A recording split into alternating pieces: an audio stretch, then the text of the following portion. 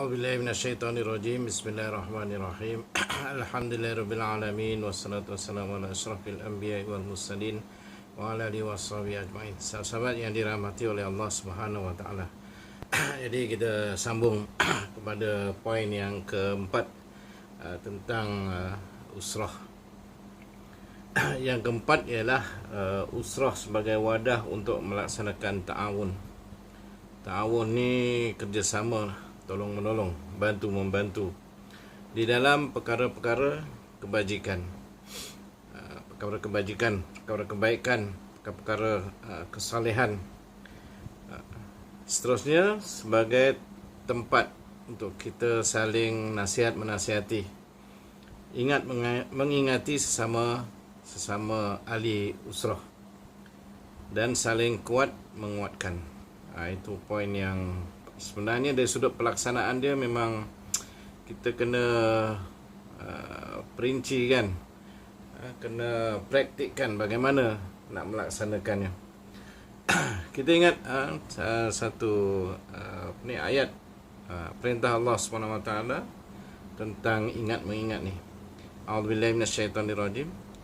Wazakir fa inna zikra tanfa'ul mu'minin.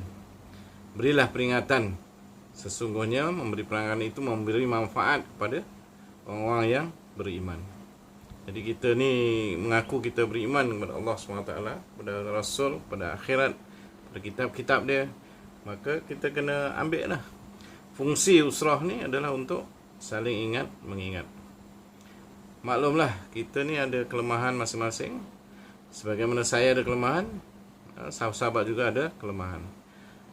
Jadi kita saling ingat mengingat. Sebab ingat mengingat ni adalah satu benda yang penting kepada hubungan antara orang Islam, orang yang beriman. Mengingatkan diri sebagai hamba di sisi Allah, sebagai makhluk, dan mengingatkan tentang tugas dan tanggungjawab kehambaan dia kepada Allah Subhanahu wa taala. Jadi dalam usrah ni juga kita nak supaya berlaku fastabiqul khairat. Maksud dia segera melaksanakan perkara kebaikan. Jadi bila kita nampak suatu kebaikan tu memberi manfaat kepada manusia lain, kepada orang, maka kita kena segera. Kadang-kadang kita nak buat tapi sebab seorang diri kita tak mampu. Maka kita kena ada sahabat-sahabat, ada kawan-kawan. Dari kerana kawan-kawan itulah maka kita ada semangat, ada kekuatan untuk melaksanakan perkara-perkara kesolehan dan kebaikan. Orang beriman ni digambarkan dalam satu hadis Rasulullah SAW, al-mu'min lil mu'min kal bunyan yashuddu ba'duhu ba'dah. Orang beriman ni, kata Nabi SAW, orang yang beriman kepada saudaranya yang lain, orang beriman juga, kalbunian, seperti sebuah bangunan, yasuddu ba'duhu ba'dan, yang saling memperkuat, memperkukuh antara satu dengan yang lainnya. Jadi itu gambaran tentang bagaimana orang beriman, kekuatan orang beriman ni adalah hasil daripada saling memperkukuh, saling memperkuat. Dalam nak beramal ni pun dia kena ada kekuatan yang tu, mendorong supaya kita dapat bangun beramal. Jadi itulah. Dan yang seterusnya, yang terakhir, usrah sebagai kenderaan untuk melaksanakan kerja-kerja dakwah, kerja-kerja Islam. Jadi kita tengoklah di mana kita berada.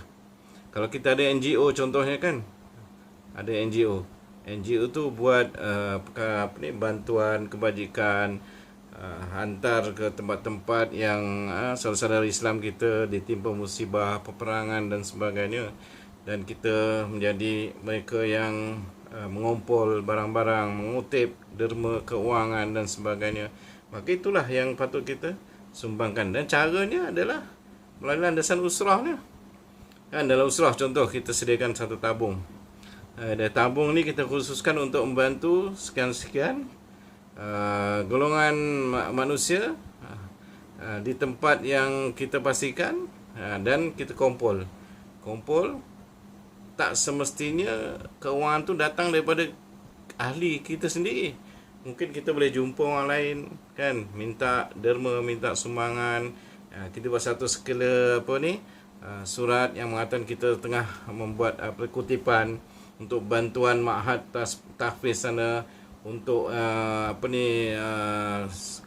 satu kampung yang ditimpa banjir dan sebagainya. Kita boleh jadi itulah antara fungsi yang kita boleh lakukan daripada platform Usrah ni. Mudah-mudahan kita dapat ambil manfaat.